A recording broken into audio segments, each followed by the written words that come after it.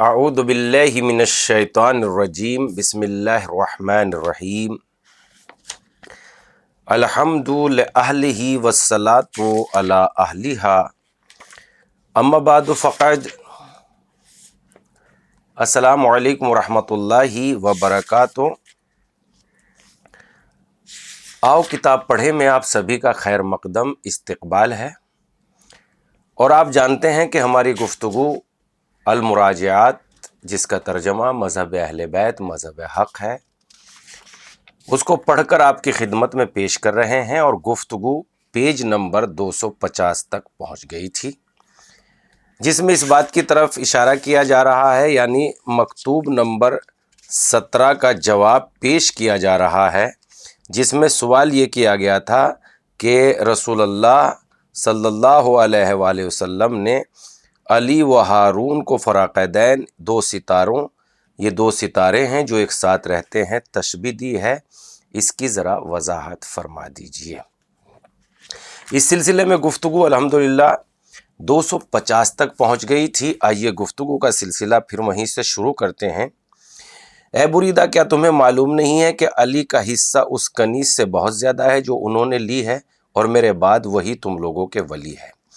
یہ حدیث ایسی عظیم الشان حدیث ہے جس کے متعلق شک کیا ہی نہیں جا سکتا۔ بریدہ سے بکثرت طرق سے مروی ہے، اور جمی طرق معتبر اور مستند ہیں۔ اسی جیسی ایک اور عظیم الشان حدیث حاکم نے ابن عباس سے روایت کی ہے، جس میں امیر المومنین کے 10 مختص فضائل بیان کیے ہیں۔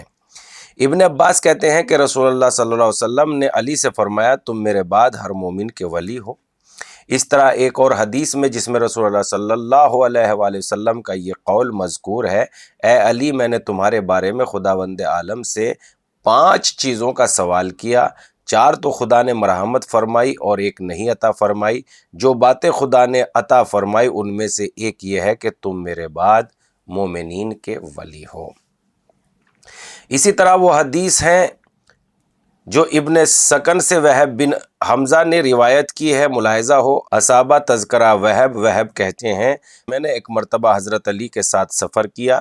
سفر کے ایام میں حضرت علی کی طرف سے سختی دیکھی تو میں نے دل میں تہیہ کر لیا کہ جب مدینے پلٹوں گا تو رسول اللہ صلی اللہ علیہ وآلہ وسلم سے اس کی شکایت کروں گا۔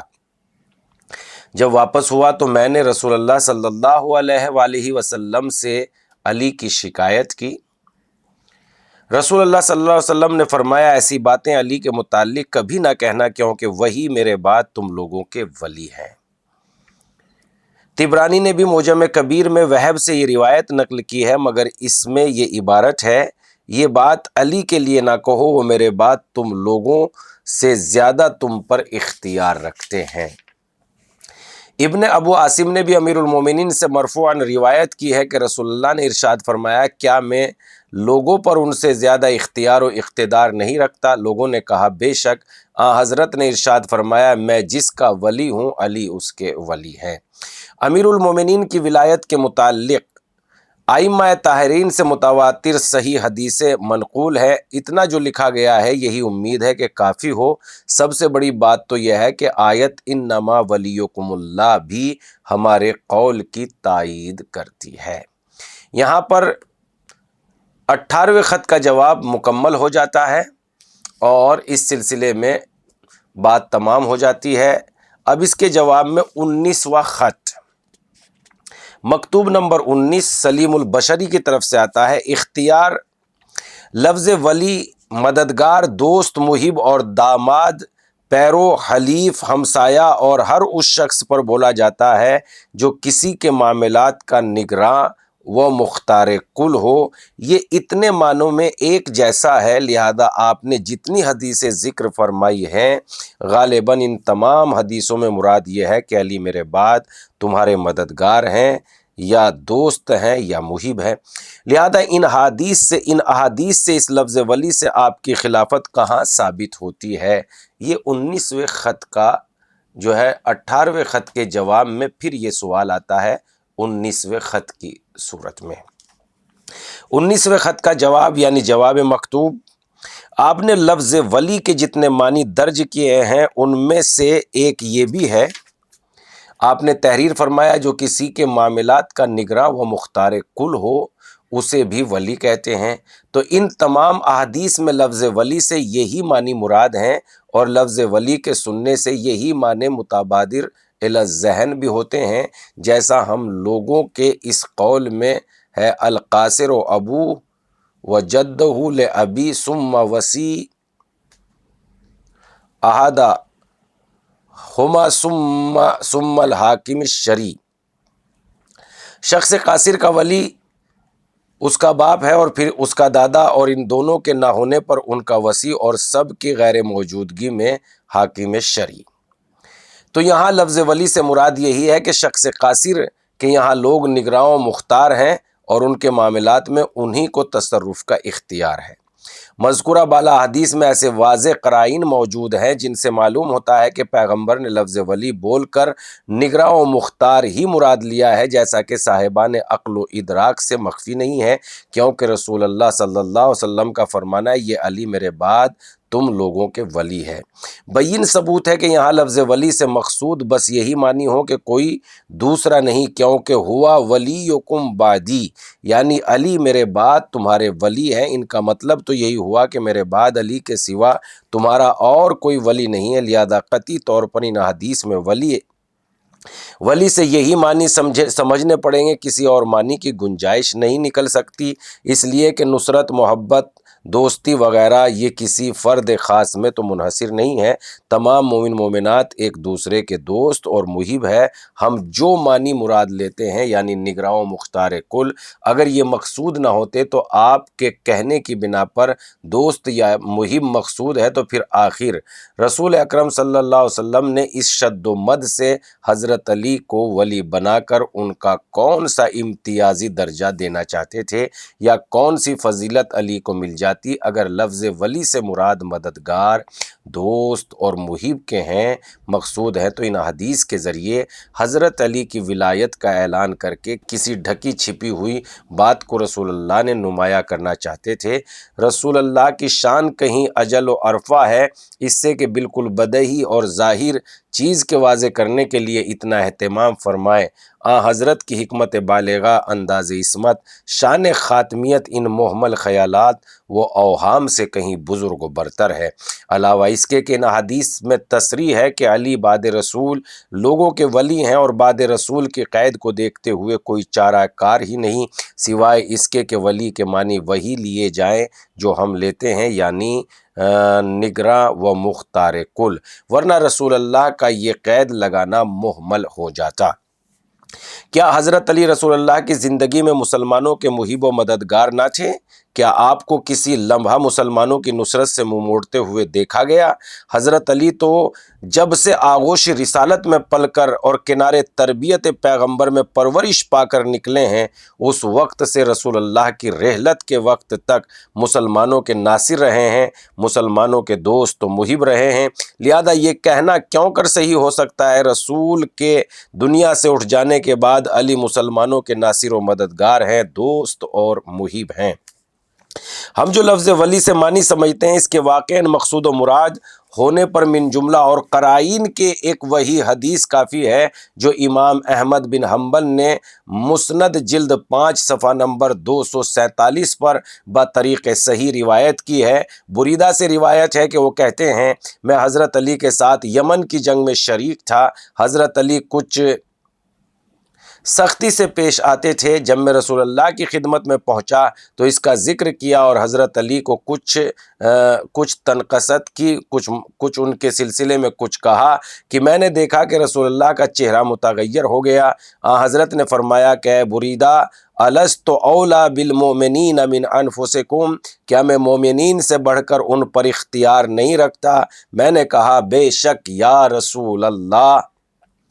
آپ نے ارشاد فرمایا یاد رکھو جس کا میں مولا ہوں، علی اس کے مولا ہے۔ اس حدیث کو امام حاکم نے مستدرک جلد 2 صفحہ نمبر 120 پر درج کیا ہے، اور امام مسلم کے نزدیک جو شرائط صحت ہیں ان کے لحاظ سے صحیح قرار دیا ہے۔ نیز علامہ ذہبی نے بھی تلخیص میں اسے درج کیا ہے اور بشرائط مسلم اس کی صحت کا اعتراف کیا ہے۔ رسول اللہ کا یہ جملہ الست اولی بالمؤمنین من انفسکم کو مقدم کرنا پہلے یہ اقرار لینا ہے کہ کیا میں تم سے زیادہ اولا نہیں ہوں۔ بین دلیل ہے کہ لفظ ولی سے مقصود وہی معنی ہے جو ہم سمجھتے ہیں، کوئی دوسرا معنی نہیں ہے۔ ان احادیث پر اگر گہری نظر ڈالی جائے تو خود بخود مطلب واضح ہو جائے گا اور ہمارے قول میں کوئی شک و شبہ نہیں رہ جائے گا۔ خط نمبر 19 کا جواب تمام ہو جاتا ہے۔ مکتوب نمبر 20 یعنی خط نمبر 20 پھر ان کا سوال کی صورت میں یہ خط آتا ہے: واقعی آپ بڑی قوت استدلال کے مالک ہیں، کوئی نبرد آزما آپ کے مقابلے میں میدان بحث میں جم ہی نہیں سکتا۔ مجھے یقین ہے کہ تمام احادیث اسی مطلب پر دلالت کرتی ہیں جو آپ نے بیان کیا۔ اگر صحابہ کے مسلک کو صحیح سمجھنے کی مجبوری نہ ہوتی تو میں آپ کے فیصلے پر سر تسلیم خم کر دیتا۔ معنی و مطلب کے علاوہ کوئی دوسرا معنی سمجھ میں آ ہی نہیں سکتے، لہذا خام خواہ حدیث کو اس کے ظاہری معنی سے پھیرنا پڑے گا۔ ظاہری معنی چھوڑ کر کوئی معنی مراد لینا ہی ہوگا تاکہ سلف صالحین کا دامن ہاتھ سے نہ چھوٹنے پائے اور ان کے جادے سے اپنے قدم نہ ہٹیں۔ آپ نے سابق مکتوب میں جس آیت محکمہ کی طرف اشارہ فرمایا ہے کہ یہ ہمارے قول کی مؤید ہے، آپ نے اس کی تصریح نہیں فرمائی۔ براہ کرم لکھے کہ وہ کون سی آیت ہے۔ مکتوب جواب مکتوب یعنی 20ویں خط کا جواب تحریر فرماتے ہیں: وہ آیا محکمہ کلام مجید کے سورہ مائدہ کی یہ آیت ہے: بسم اللہ الرحمن الرحیم، انما ولیکم اللہ ورسولہ والذین آمنوا الذین یقیمون الصلاۃ ویؤتون الزکاۃ وہم راکعون ومن یتول اللہ ورسولہ والذین آمنوا فإن حزب اللہ هم الغالبون۔ بے شک تمہارا ولی خدا ہے، اس کا رسول ہے، اور وہ لوگ جو ایمان لائے اور نماز قائم کرتے ہیں اور زکوٰۃ دیتے ہیں، درا حالانکہ وہ رکوع میں ہوتے ہیں۔ جو شخص خدا اور اس کے رسول اور ان لوگوں کو جو ایمان لائے اپنا ولی سمجھے گا تو یہ سمجھ رکھو کہ خدا کی جمعیت ہی غالب رہنے والی ہے۔ اس آیت کے امیر المومنین کی شان میں نازل ہونے کے متعلق ائمہ طاہرین سے متواتر صحیح حدیث موجود ہے۔ ائمہ طاہرین سے قطع نظر دیگر طریقوں سے جتنی روایتیں اس آیت کے سلسلے میں پائی جاتی ہیں وہ شان نزول آیت کے متعلق نص صریح ہے۔ ان میں ایک ابن اسلام ہی کی حدیث کو لے لیجئے جو رسول اللہ سے مرفوعاً مروی ہے، ملاحظہ ہو صحیح نسائی یا کتاب الجم بین الصحاست بسلسلہ تفسیر سورہ مائدہ، اس جیسی ایک حدیث ابن عباس سے مروی ہے اور ایک حدیث امیر المومنین سے ابن عباس کی حدیث امام واحدی کتاب اسباب النزول میں بسلسلہ تفسیر آیت النما موجود ہے، جسے کتاب متعلق میں علامہ خطیب نے بھی درج کیا ہے۔ امیر المومنین کی حدیث بسند ابن مردویہ اور سند ابو شیخ میں موجود ہے۔ کنز العمال جلد نمبر 5 صفحہ نمبر 205 پر بھی آپ ملاحظہ کر سکتے ہیں۔ علاوہ اس کے کہ اس آیت کا امیر المومنین کی شان میں نازل ہونا ایسا مسلم ہے جس سے انکار ہی نہیں کیا جا سکتا۔ تمام مفسرین اجماع کیے بیٹھے ہیں اور مفسرین کے اس اجماع کو سینکڑوں علماء اعلام اہل سنت نے اپنی کتابوں میں ذکر کیا ہے۔ من جملہ ان کے علامہ کوشنجی نے بھی شرح تجرید کے مبحث امامت میں اس کا اجماع ذکر کیا ہے۔ غایۃ المرام باب 18 میں 24 نمبر کی حدیث بطریق جمہور مذکور ہے جو شان نزول کے متعلق ہماری مؤید ہے، ہماری تائید کرتی ہے۔ ایک تو اختصار ملحوظ ہے اور دوسرے مسئلہ آفتاب سے بھی زیادہ واضح ہے، ورنہ ہم وہ تمام صحیح احادیث اکٹھا کر دیتے جو اس آیت کی حضرت علی کی شان میں نازل ہونے کے متعلق مروی ہے، لیکن یہ تو وہ ناقابل انکار حقیقت ہے جس میں کسی شک و شبے کی گنجائش ہی نہیں ہے۔ پھر ہم بھی اس مکتوب کو جمہور کی حدیث سے خالی نہیں رکھنا چاہتے، صرف ایک امام ابو اسحاق احمد بن محمد بن ابراہیم نیشا پوری سالبی کی تفسیر کا حوالہ دیتے ہیں۔ امام مذکور اپنی تفسیر میں اس آیت پر پہنچ کر بسلسلہ اسناد جناب ابو ذر فرماتے ہیں، میں نے خود اپنے کانوں سے رسول اللہ صلی اللہ علیہ وآلہ وسلم کو کہتے سنا، اگر میں غلط کہتا ہوں تو میرے دونوں کان بہرے ہو جائیں، اور میں نے اپنی ان آنکھوں سے رسول اللہ کو دیکھا، ورنہ میری دونوں آنکھ کور یعنی اندھی ہو جائیں۔ رسول اللہ صلی اللہ علیہ وسلم فرماتے تھے، علی نیکوکاروں کے قائد اور منکرینوں کو نیست و نابود کرنے والے ہیں، جو علی کی مدد کرے گا وہ نصرت یافتہ ہوگا، اور جو علی کا ساتھ نہ دے گا اس کی مدد نہ کی جائے گی۔ میں نے ایک دن رسول اللہ کے ساتھ نماز پڑھی، ایک سائل نے مسجد میں آ کر سوال کیا، کسی نے کچھ نہ دیا۔ حضرت علی حالت رکوع میں تھے، آپ نے اپنی انگلی کی طرف اشارہ کیا جس میں انگوٹھی تھی، انگوٹھی پہنے ہوئے تھے۔ سائل بڑھا اور اس نے انگوٹھی اتار لی۔ اس پر رسول اللہ نے خدا کی بارگاہ میں گڑ گڑا کر دعا مانگی، عرض کیا، میرے معبود، میرے بھائی موسیٰ نے تجھ سے سوال کیا تھا اور کہا تھا کہ اے میرے معبود، میرے سینے کو کشادہ فرما، میرے معاملے کو سہل بنا، میری زبان کی گرہ کھول دے تاکہ لوگ میری بات سمجھ سکیں، اور میرے اہل سے میرے بھائی ہارون کو میرا وزیر بنا، ان کے ذریعے میری کمر مضبوط کر، اے اسے میرا شریک کار قرار دے تاکہ ہم دونوں زیادہ تیری تسبیح کریں اور بہت زیادہ ذکر کریں۔ تو ہماری حالت کو بخوب دیکھنے والا ہے۔ تو خداوند عالم نے ان پر وحی نازل فرمائی، تمہاری تمنائیں پوری کی گئی، اے میرے معبود، میں تیرا نبی ہوں، میرے سینے کو بھی کشادہ فرما، میرے معاملے کو سہل یعنی آسان کر دے، اور میرے اہل سے علی کو میرا وزیر بنا، اس کے ذریعے میری کمر کو مضبوط کر۔ جناب ابو ذر فرماتے ہیں، خدا کی قسم، رسول اللہ کا کلام پورا نہ ہونے پایا تھا کہ جبرائیل امی اس آیت انما کو لے کر نازل ہوئے، جزئی نیست کہ تمہارا حاکم و مختار خدا ہے، اس کا رسول اور وہ لوگ جو ایمان لائے ہیں، جو نماز قائم کرتے ہیں اور حالت رکوع میں زکوٰۃ دیتے ہیں۔ جو شخص خدا اور رسول اور ایمان لانے والوں سے وابستہ ہوگا تو کوئی شبہ نہیں کہ خدا کی جمعیت ہی غلبہ پانے والی ہے۔ آپ سے مخفی نہیں ہے کہ اس جگہ ولی سے مراد ولی بالتصرفی ہے، جیسے ہم لوگوں کے اس قول میں فلاں ولی القاصر ہے، ولی سے مقصود اولا بالتصرف ہے۔ اہل فقہ نے تصریح کر دی ہے کہ ہر وہ شخص جو کسی کے معاملات میں متصرف و مختار ہو وہ اس کا ولی ہے۔ لہذا اس آیت کے معنی یہ ہے کہ جو تمہارے امور کے مالک و مختار ہیں، وہ تم سے زیادہ تمہارے امور میں تصرف کا حق رکھتے ہیں، وہ خداوند عالم ہے اور اس کا رسول اور علی، کیونکہ حضرت علی ہی کی ذات بس ایک ایسی ذات ہے جس میں آیت مذکور بالا صفات مجتمع تھے، ایمان، نماز کو قائم کرنا اور بحالت رکوع زکوٰۃ دینا، چونکہ یہ صفات کسی اور میں نہیں تھے، یہ صرف امام علی علیہ السلام میں ہی جمع تھے دینا، اور آپ ہی کے متعلق یہ آیت نازل ہوئی۔ خداوند عالم نے اس آیت میں اپنے لیے، اپنے رسول کے لیے، اپنے ولی کے لیے ایک ہی ساتھ ولایت ثابت کی ہے، ایک ہی ذیل میں جس طرح خود ولی ہے اسی طرح بغیر کسی فرق کے اپنے رسول، اپنے ولی کو بھی لوگوں کا ولی بنایا۔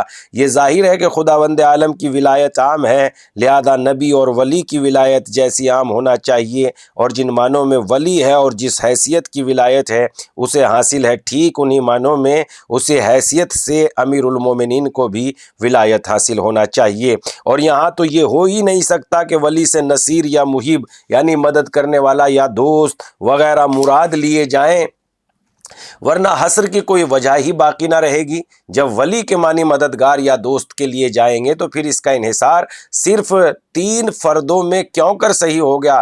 کیا بس خدا اور رسول اور علی ہی مومنین کے دوست ہیں اور مددگار ہیں، دوسرا کوئی نہیں؟ حالانکہ خود خداوند عالم نے فرمایا ہے کہ مومنین ایک دوسرے کے اولیاء، ولی، دوست ہیں، مددگار ہیں۔ میں تو یہی سمجھتا ہوں کہ دنیا میں جتنی بدیہی چیزیں ہیں انہی میں سے ایک یہ بھی ہے یعنی آیہ مبارکہ میں ولی سے مراد اولا بالتصرف ہونا، نہ کہ محب اور دوست، نصیر وغیرہ۔